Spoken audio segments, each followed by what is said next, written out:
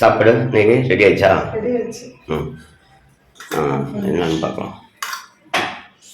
சாதம்,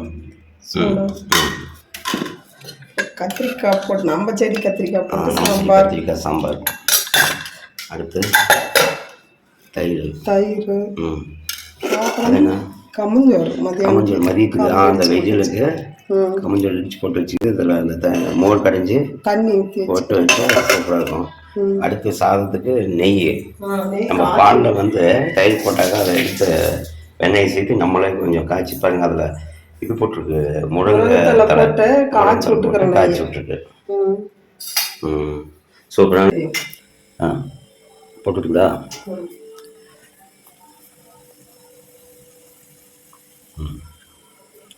ஃபஸ்ட்டு கொஞ்சம் போண்டா போட்டாச்சு. இது போண்டா சும்மா சாப்பாட்டுக்கு கடிச்சிக்கிறதுக்கு.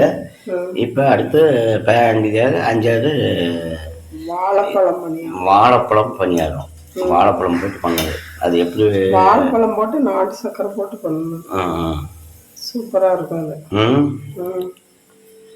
அப்பப்போ டேஸ்டியாக ஏதோ ஒன்று கொடுத்துட்டு இருக்கணும். வாழைப்பழம் பணியாரம். வாழைப்பழம் போட்டு நாட்டு சக்கரை போட்டு ஏலக்காய் போட்டு. ஓகே. இப்போ வந்துடுச்சா? வந்துடுச்சு. பார்க்கலாம். எங்க நாட்டு சக்கரை போட்டு செஞ்சா இந்த நாட்டு சக்கரையில் அப்படி தான் கற்ப தெரியும். டேஸ்டாக இருக்கும்.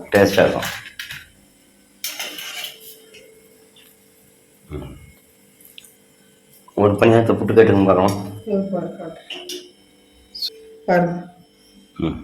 பசுன்னு இருக்கும்.